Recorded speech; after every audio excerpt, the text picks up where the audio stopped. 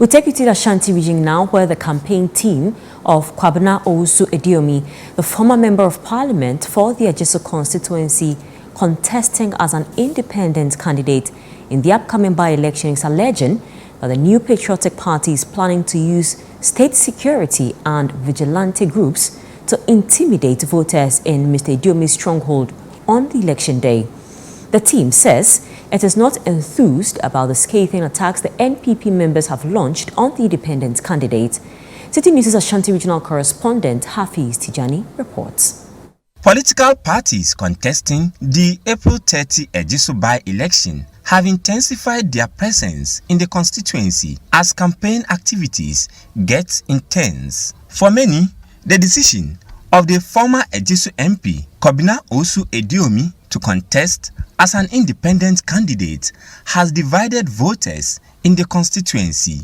The MPP insists that Mr. By-Election is not a threat to its victory. The campaign team of Mr. By-Election is alleging manipulation of the upcoming election by the MPP. It is with grave concern that we bring to light the nefarious schemes concocted by the NPP in their bid to manipulate Tuesday's by-election. We issue a stern warning to the NPP that we will fiercely defend our ballots with every fiber of our being.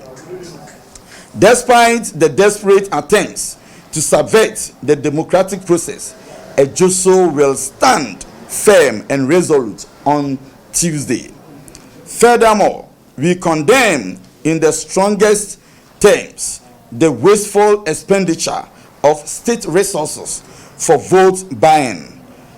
It is reprehensible that such resources are not allocated to address the pressing challenges facing our communities. The team also alleged that the MPP intends to bribe electoral officers, cause power outages during vote counting, stuff ballot boxes, and transport unqualified senior high school students to vote. The team also expressed concerns over the MPP's continuous tagging of Mr. By-Election as a National Democratic Congress-sponsored candidate.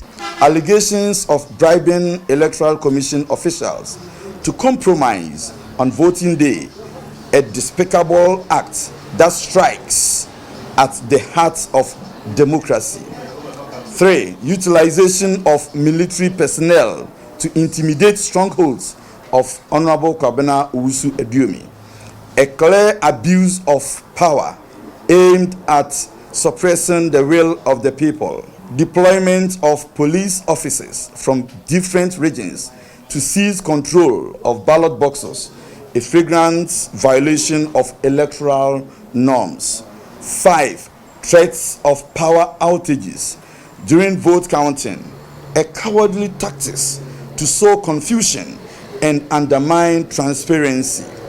Has been responding to these allegations. He is alleging he didn't bring any proof, so that tells you that he's just fabricating those stuff. It is never true. Those who want to rig an election and stuff ballot boxes don't campaign. We're in the constituency. From here, we're going there. I've been in this constituency for about a week. Every evening we are doing house to house, we are doing community engagement. Why would you want to do that? At any rate, this constituency is an MPP constituency. It's an MPP seat. MPP is going to win the election. So why would you possibly imagine that the new patriotic party would want to do that? That's not true. What he's saying is indicative of the fact that he realizes he's losing.